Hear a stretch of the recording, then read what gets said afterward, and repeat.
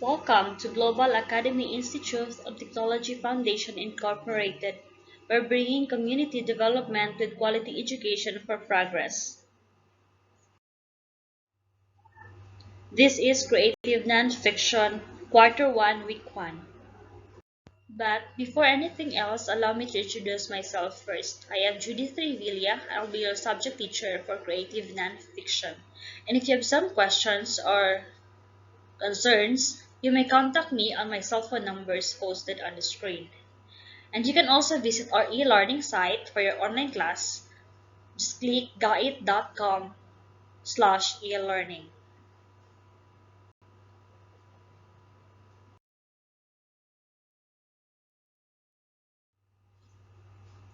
And now let us read our objectives. Number 1.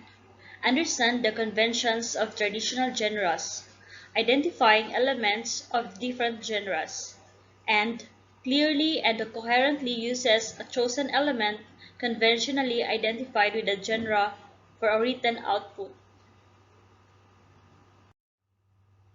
Lesson 1. Introduction to Literary Genres. Literature is what accomplishes the act of fiction. Fiction is about fashioning, devising, inventing, shaping, and forming words. The reality of literature is formed from one's imagination. Literature can make us imagine the possibilities of seemingly impossible things, people, places, or events. One of the words created to guide us into the world of words is genre. Genre is a French word which means classification of the variety and diversity of text or writing we encounter every day. The genre of words in language. There are two genres or kinds of words, the literal and figurative. A literal word means exactly as it says. It is factual and does not involve fashioning or fabricating. Definition of word in the dictionary are generally literal. The dictionary defines the apple as a round, yellow, or green, and it is edible fruit. In figurative words, apple can lose its fruity character. The saying, "an apple a day keeps a doctor away," refers not to the fruit itself or of sending the doctors away, but to the belief that it promotes good health. While figurative is like a word painted to make us see something that literal language would not make us see. In this context, you can see the interplay between the literal and the metaphorical. Poetry, forming pictures through words. The British American poet W. H. Auden once said that one cannot be a poet if one's person for writing poetry is, "I have important things I want to say," but if one's reason is, "I like hanging around words and listening to what they say," and he believed that person could indeed be a poet. Poetry is notable for using a few words to convey a lot.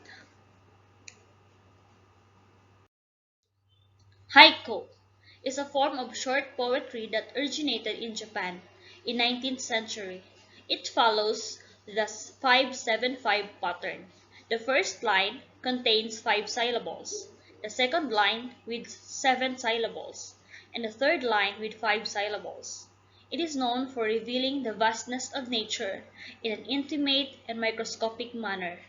Here's the example poem by a famous poet of 15th century from Japan, Basho Matsu, "The Old Pond," a snapshot of a particular moment in one small portion of the environment. As you can see, in the first line it has 5 syllables, and on the second line it has 7, and on the third line it has 5 syllables. Let us read. An old silent pond, a frog jumps into the pond, splash, silence again. Some characteristics of a poetry. We have figure of sounds, words that makes us listen. Listening to the words of a poem is like listening to music. Number 2, sound check. The feel of words into the tongue. The text of the poem has a texture, how sounds conveys message. attitude, and mood. Number 3. Sound devices in poetry. It is a techniques that affect the sound, but not the meaning of the poem. We have here examples of sound devices like alliteration, onomatopoeia, assonance, consonance, and dissonance. Its description and purpose. For alliteration, it is the repetition of the sound of the first consonant in the same line of a poem. It adds rhythm and musicality. Onomatopoeia, words that imitate the sounds they describe. It provides immediate name for a sound.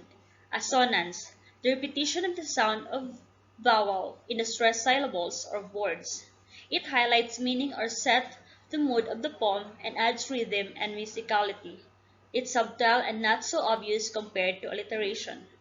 Consonants, the successive repetition of the sound of the consonant within a phrase or sentence. Its purpose is to add rhythm and musicality and creates special mood. Dissonance. It is intentional use of words that create harsh or clashing sound. It does not create a pattern like assonance. Its purpose is to create an angry, discordant, or conflicted atmosphere. Another is rhythm, the heartbeat of the arrangement of words, the general principles when writing sounds. It has rhyming sounds and repetition, that is the two kinds of rhythm. Rhyming sounds alike or spell alike.